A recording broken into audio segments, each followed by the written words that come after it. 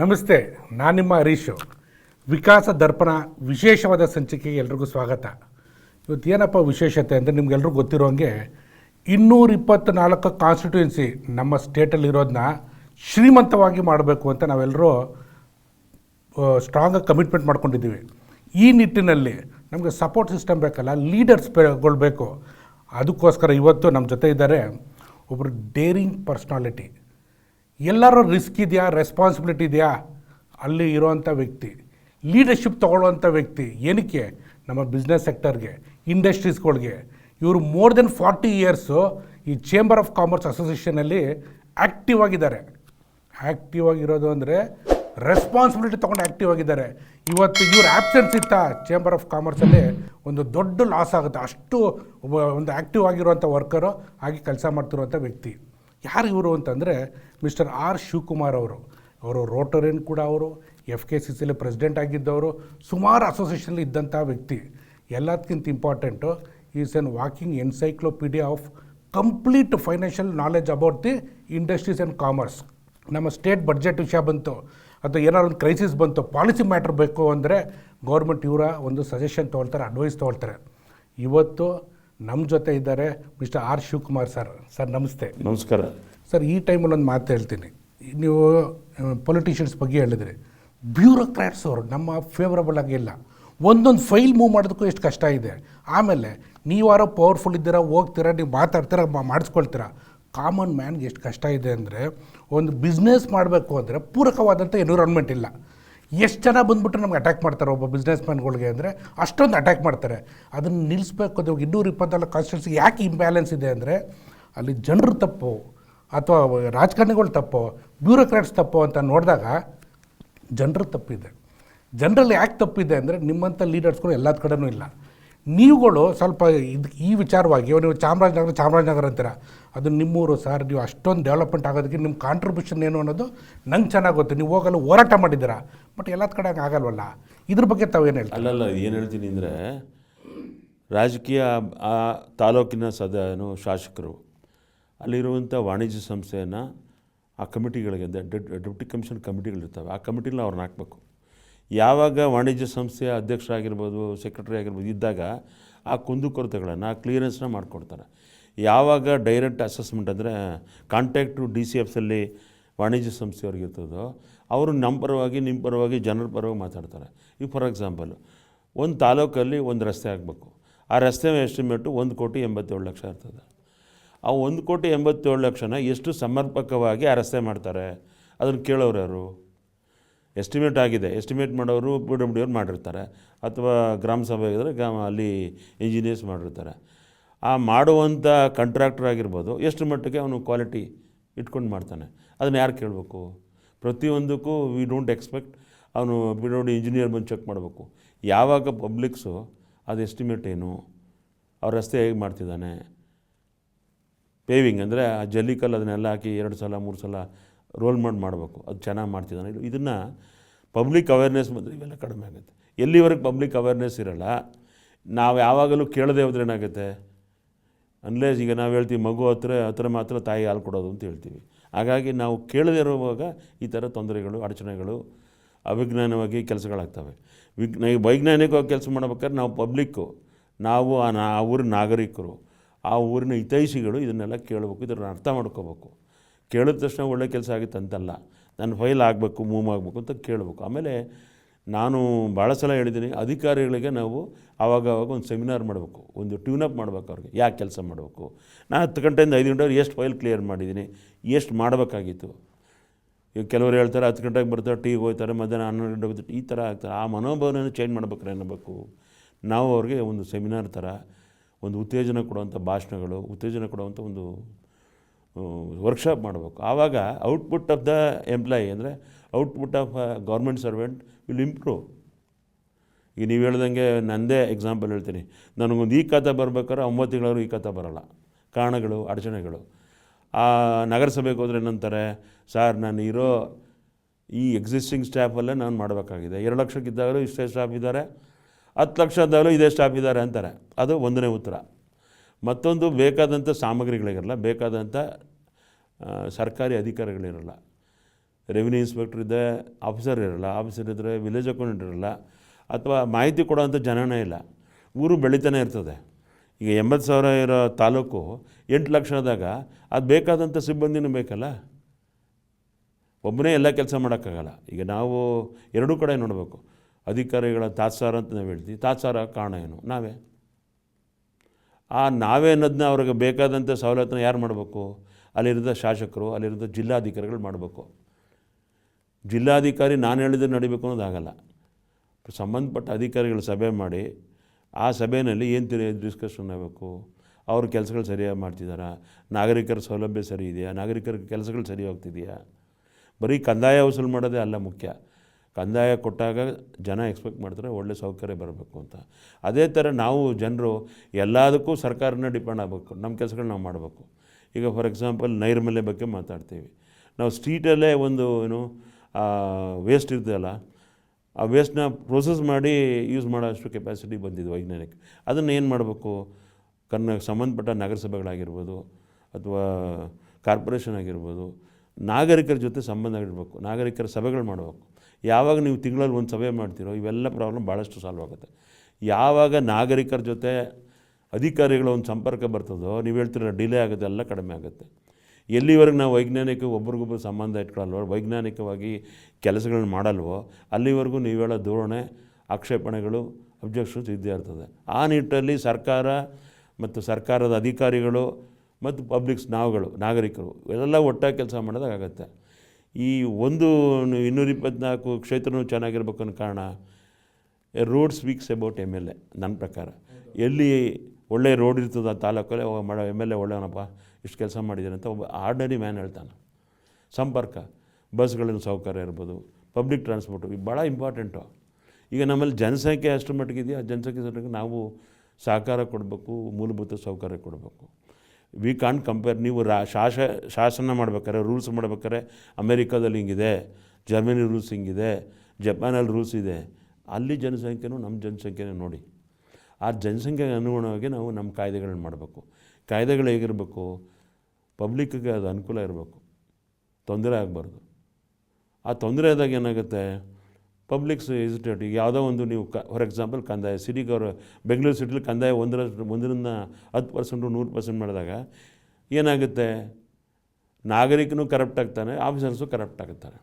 ಅದನ್ನು ವೈಜ್ಞಾನಿಕವಾಗಿ ನೀವು ಪ್ರತಿ 2 ವರ್ಷ ಇನ್ಕ್ರೀಸ್ ಮಾಡ್ಕೊಂಬಂದರೆ ನಾಗರಿಕನಿಗೂ ಬರ್ಡನ್ ಆಗೋಲ್ಲ. ನಾವೇನು ಮಾಡ್ತೀವಿ? 10 ವರ್ಷಕ್ಕೆ ಮಲಗಿರ್ತೀವಿ, ಆಮೇಲೆ 1 ಮಾಡ್ತೀವಿ.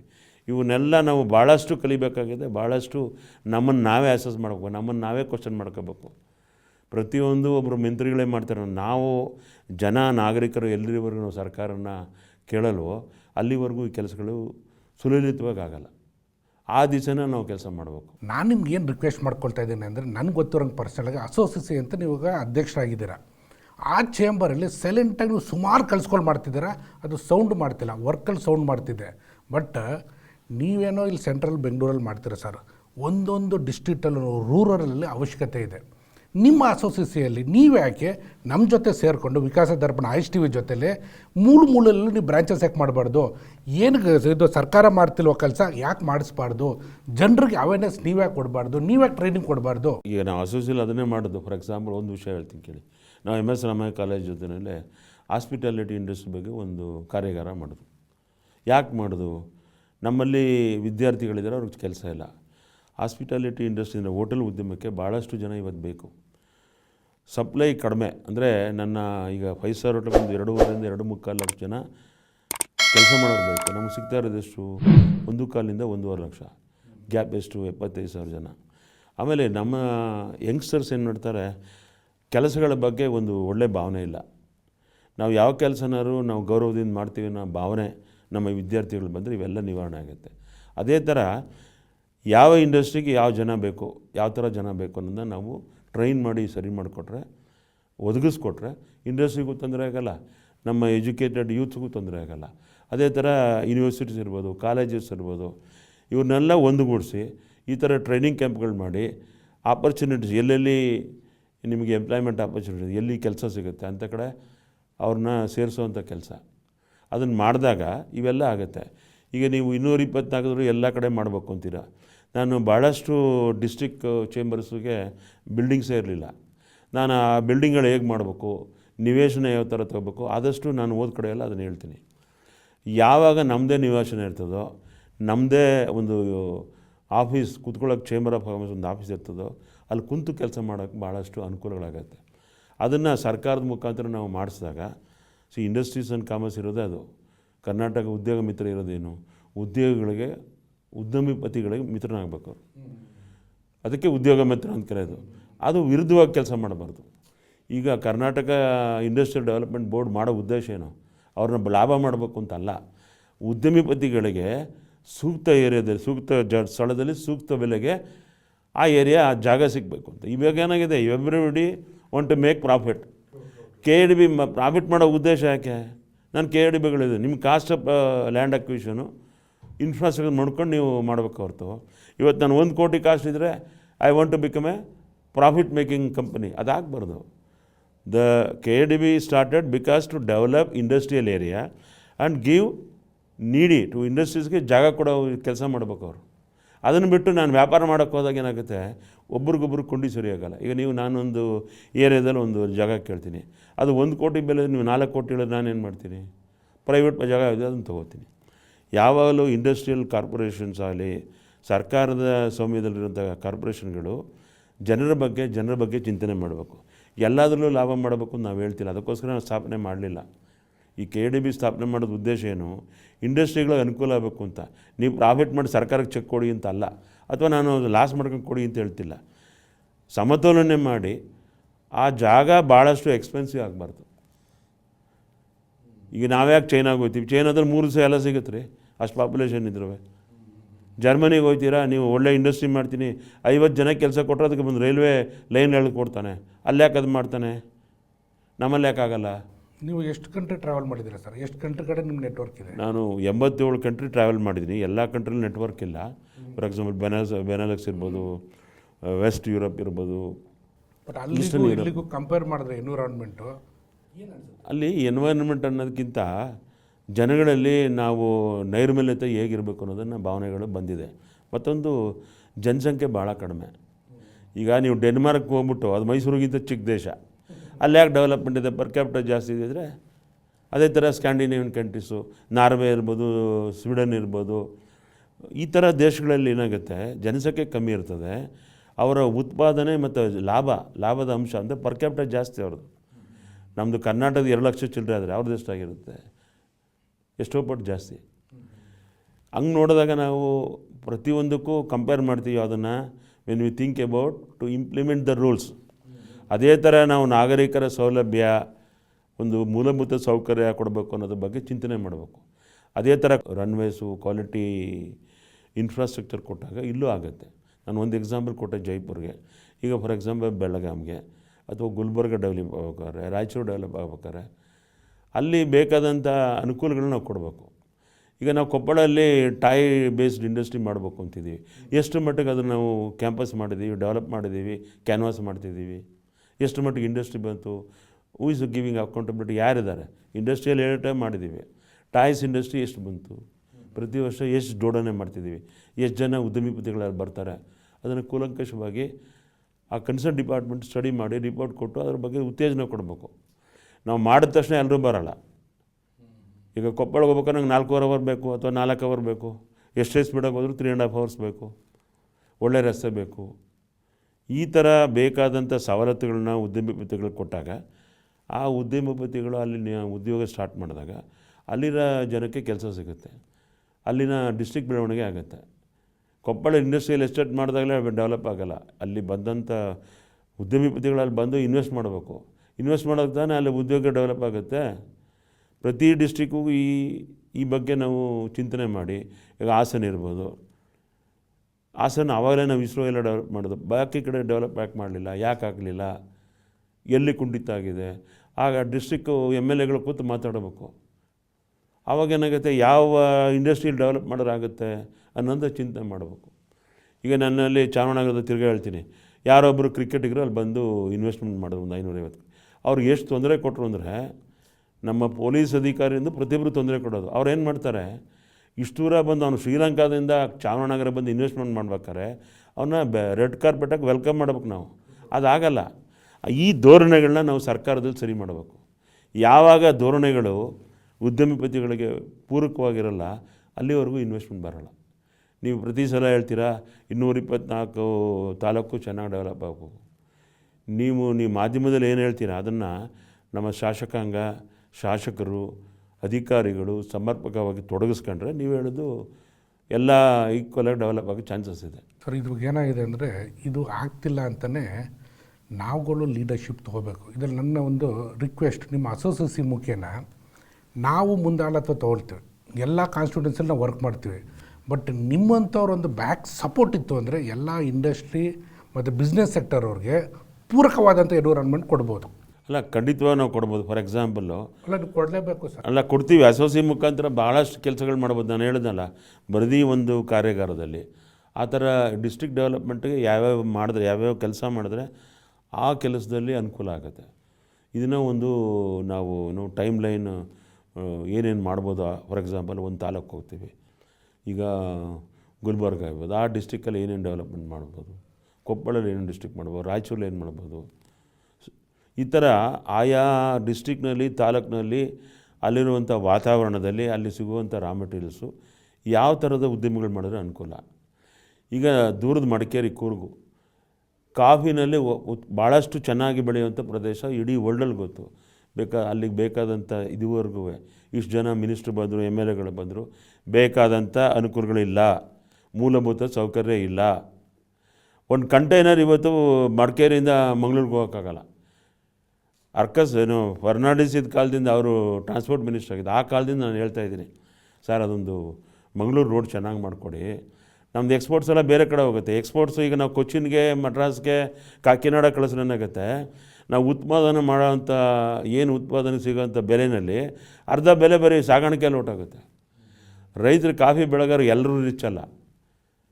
5 ಎಕರೆ ಇದ್ದವರು ಇದ್ದಾರೆ, 500 ಎಕರೆ ಇದ್ದವರು. ಅವ್ರನ್ನ ಸಮರ್ಪಕವಾದ ಮೂಲಭೂತ ಸೌಕರ್ಯ ಕೊಟ್ಟರೆ ಈಗ ಎಷ್ಟೋ ಯೂನಿಟ್ಗಳು ಅವರೇ ಪ್ರೋಸೆಸ್ ಮಾಡಿ ಕಾಫಿ ಎಕ್ಸ್ಪೋರ್ಟ್ ಮಾಡ್ತಿದ್ದಾರೆ. ಭಾಳಷ್ಟು agriculture product, coffee product they're exporting. ನಮಗಲ್ಲಿ ಉತ್ತೇಜನ ಇಲ್ಲ. ಒಂದು 68 ಕೋಟಿ ರೂಪಾಯಿದೊಂದು ರೋಡ್ ಮಾಡೋಕ್ಕಾಗಿಲ್ಲ. ಅಲ್ಲಿ ಒಂದು ಟ್ರೈನ್ ಬಂದಿಲ್ಲ ಇದುವರೆಗೂ. ಕುಶಾಲನಗರ ಬರುತ್ತೆ ಅಂತ ನಾವು ಮ್ಯಾಪಲ್ಲಿ ನೋಡ್ತಾನೆ ಇದ್ದೀವಿ. ರಾಜಕೀಯ ಇಚ್ಛಾಶಕ್ತಿ ಇಲ್ಲ. ಮೊನ್ನೆ ಒಬ್ಬರು MLA ಬಂದಿರು, ನಾವೆಲ್ಲ ನಮ್ಮ FKC ಒಂದು ಕಾರ್ಯಾಗಾರ ಮಾಡೋದು ಟ್ರೈನಿಂಗ್ ಟು ದ ಎಲೆಕ್ಟೆಡ್ ಮೆಂಬರ್ಸ್ಗೆ. ಆ ಕಾರ್ಯಾಗಾರ ಒಬ್ಬರು MLA ಬಂದಿರೋ, ಹೆಸರು ಹೇಳೋದು ಬೇಡ. ಈ ರೂಲಿಂಗ್ ಪಾರ್ಟಿ MLA. ಬಟ್ ಅವ್ರ ಕೈಲಿ ಮಾಡೋಕ್ಕಾಗ್ತಿಲ್ಲ. ಕಾರಣಗಳು ಭಾಳಷ್ಟಿದೆ. ಅದನ್ನು as A MLA of Congress ಈ ಕಾಂಟ್ ಎಕ್ಸ್ಪ್ರೆಸ್ ಇಟ್. ನಾವು ಬಿಡೋಕ್ಕಾಗಲ್ಲ. ಅಲ್ಲಿ ಕಾಫಿ ಪ್ಲಾಂಟರ್ಸ್ ಎಲ್ಲ ಬಂದು ಅವರವರ ತೊಂದರೆಗಳು ಹೇಳ್ತಾರೆ. ಸುಮಾರು 40-45 ವರ್ಷದಿಂದ ಆ ತೊಂದರೆಗಳನ್ನ ನಿಭಾಯಿಸೋಕ್ಕಾಗಿಲ್ಲ. ಇವತ್ತು ಅವ್ರಿಗೊಂದು ರಸ್ತೆ ಮಾಡೋಕ್ಕಾಗಲ್ಲ. ಕಾರಣ ಏನು? ಈ ಸಲ ಹೆವಿ ರೈನ್ ಬಂದುಬಿಡ್ತು. ಎಲ್ಲ ಕಡೆ ರೈನ್ ಬಂದೇ ಬರ್ತದೆ, ಯಾವ ಕಡೆ ರೈನ್ ಇಲ್ಲ. ಜಪಾನಲ್ಲಿ ರೈನ್ ಬರಲ್ವೇ? ಅವ್ರು ಹೇಗೆ ಮಾಡ್ತಾರೆ, ನಾವು ಯಾಕೆ ಮಾಡೋಕ್ಕಾಗಲ್ಲ? ಇದನ್ನು ನಮ್ಮನ್ನು ನಾವೇ ಕ್ವಶನ್ ಮಾಡ್ಕೋಬೇಕು. ಈಗ ನಮ್ಗೆ ಫಂಡ್ಸ್ ಬಂದಿಲ್ಲ, 68 ಕೋಟಿ ಬಂದಿಲ್ಲ, ನಾನು ರಸ್ತೆ ಮಾಡೋಕ್ಕಾಗಲ್ಲ ಉತ್ತರನ ಅದು? That is not an answer. You must get relief to make a road, ಸರ್ವ ಋತು ರೋಡ್. ಎಲ್ಲ ಮಳೆಯಲ್ಲಿ, ಚಳಿನಲ್ಲಿ ಆ ರಸ್ತೆ ಚೆನ್ನಾಗಿರಬೇಕು. ಆವಾಗ ಆ ರಸ್ತೆ ಅನುಕೂಲ ಅದಕ್ಕೆ ತಾನೆ. ಅದೇ ಥರ ನಮ್ಮ ಮಂಗಳೂರು ಬೋಟ್ ಇದ್ದು ನಾವು ರಸ್ತೆ ಕೊಡಲಿಲ್ಲ ಅಂದರೆ ಏನಾಗುತ್ತೆ? ಒಳ್ಳೆ ರಸ್ತೆ ಬೇಕಲ್ಲ. ಕಂಟೈನರ್ ಓಡಾಡಬೇಕು ಅಂದರೆ ಈಗ 40 ಟನ್ ಕಂಟೈನರ್ ಹೋಗ್ಬೇಕು, ಪ್ಲಸ್ ಟ್ರಕ್ ಹೋಗ್ಬೇಕು ಅಂದರೆ ಅದನ್ನು ಮಾಡಬೇಕು ನಾವು. ಆ ಮಾಡೋ ಅನುಕೂಲಗಳು ಮಾಡಿದಾಗ ಮಾತ್ರ ನೀವು ಹೇಳೋ ರೀತಿಯಲ್ಲಿ 224 ತಾಲೂಕು ಡೆವಲಪ್ ಆಗ್ಬೇಕಾದ್ರೆ ಈ ಬಾಟಲ್ ನೆಕ್ಸು, ಈ ಮೂಲಭೂತ ಸೌಕರ್ಯಗಳಾಗಬೇಕು. ನಮ್ಮ ಶಾಸಕರು ಹಿತಚಿಂತಕರಾಗಬೇಕು. They should work for the ಜನಗಳಿಗೋಸ್ಕರ ವರ್ಕ್ ಮಾಡಬೇಕು. ಎಲ್ಲಿವರೆಗೂ ಅವರು ಜನಗೋಸ್ಕರ ವರ್ಕ್ ಮಾಡಲ್ವೋ ಅಲ್ಲಿವರೆಗೂ ಇದೆ. ನಾನು ಡೈರೆಕ್ಟಾಗಿ ಅವ್ರನ್ನ ದೂಷಿಸ್ತಾ ಇಲ್ಲ. ನಿಮ್ಮ ಇಚ್ಛಾಶಕ್ತಿ ಮಾಡಲೇಬೇಕು ಸರ್. ಅಲ್ಲ, ನಾವು ಮಾಡ್ತೀವಿ. ನಾನು ಹೇಳೋದು ಇದೇ ಥರ. ಈಗ ಯಾಕಾಯಿತು, ನಾನು ಪದೇ ಯಾಕೆ ಹೇಳ್ತೀನಿ, ಅದು ಹೆಂಗೆ 18 ತಿಂಗಳಲ್ಲಿ ಅಲ್ಲಿ ಇಂಡಸ್ಟ್ರಿಯಲ್ ಎಸ್ಟೇಟು ಬೇರೆ ಕಡೆ ಯಾಕಾಗಲ್ಲ? ಆ ರಸ್ತೆ ಯಾಕಾಗಲ್ಲ? ಮಂಗಳೂರು ರಸ್ತೆ ಇವತ್ತವರೆಗೂ ಯಾಕಾಗಿಲ್ಲ? ಕೂರ್ಗಲ್ಲಿ ಯಾಕೆ ರಸ್ತೆಗಳು ಸಮರ್ಪಕವಾಗಿ ನಡೆದಿಲ್ಲ? ಅಷ್ಟೊಂದು MLA ಇದ್ದರು, ಮಿನಿಸ್ಟ್ರುಗಳಿದ್ದರು, ಯಾಕಾಗಲಿಲ್ಲ? ಇವರು ಇನ್ಚಾರ್ಜ್ ಡಿಸ್ಟ್ರಿಕ್ಟ್ ಮಿನಿಸ್ಟರ್ ಇದ್ದಾರೆ ನಮ್ಮಲ್ಲಿ, ಯಾಕೆ ಮಾಡಲಿಲ್ಲ? ರೈನ್ ಒಂದೇ ರೀಸನ್ ಅಲ್ಲ, ಮಳೆನೇ ಒಂದು ರೀಸನ್ ಕೊಟ್ಟು ನೀವು ಅಲ್ಲಿ ಕೆಲಸ ಮಾಡೋಕ್ಕೆ ಬಿಡಲ್ಲ ಅಂದರೆ. ಹಾಗಾಗಿ ಜನಸಂಖ್ಯೆ ಇದೆ. ಜನಸಂಖ್ಯೆಗೆ ನಾವು ಸಮರ್ಪಕವಾಗಿ ನಾವು ಪ್ಲ್ಯಾನಿಂಗ್ ಮಾಡ್ಕೋಬೇಕು. ಈ ವರ್ಷ ಇದು ಮಾಡ್ತೀನಿ ಅಂತ ನೀವು ಎಸ್ಟಿಮೇಟ್ ಮಾಡೋದು 2025, ವರ್ಕ್ ಸ್ಟಾರ್ಟ್ ಮಾಡೋದು 2027 ಆದರೆ ಕೆಲಸಗಳಾಗಲ್ಲ. ಹಾಗಾಗಿ ಸಮರ್ಪಕವಾಗಿ ನಾವೆಲ್ಲರೂ ಸೇರಿ ಎಲ್ಲ ತಾಲೂಕನ್ನೂ ನಾವು ಒಂದೇ ಹಂತದಲ್ಲಿ ಚೆನ್ನಾಗಿ ಡೆವಲಪ್ ಮಾಡಬೇಕು ಅಂದರೆ ಎಲ್ಲರೂ ಸಹಕಾರ ಬೇಕಾಗುತ್ತೆ. ಹಾಗಾದಾಗ ಮಾತ್ರ ನಾವು ನೀವು ನಿಮ್ಮ ಏನು ಕನಸಿದೆ 224 ತಾಲೂಕು ಚೆನ್ನಾಗಿ ಡೆವಲಪ್ ಅನ್ನೋದನ್ನು ಮಾಡಬೇಕಾಗತ್ತೆ.